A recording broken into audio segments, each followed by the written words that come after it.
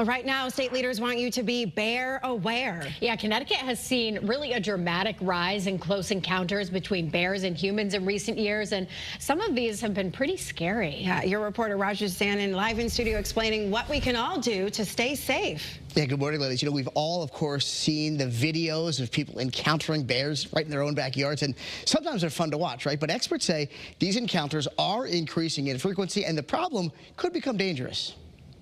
Environmental police warn these kinds of visits, bears coming into close contact with their human neighbors, are increasing. West Hartford may be one of the centers of the action, with 999 bear sightings over the last 12 months alone. Deep just had a listening session with the public to address their concerns and share tips from the bear management report their officers have been compiling to highlight how we can all live together safely. Experts say some smart strategies include preventing access to food by securing trash, removing bird feeders, installing electric fences, and, when all else fails, scaring bears away.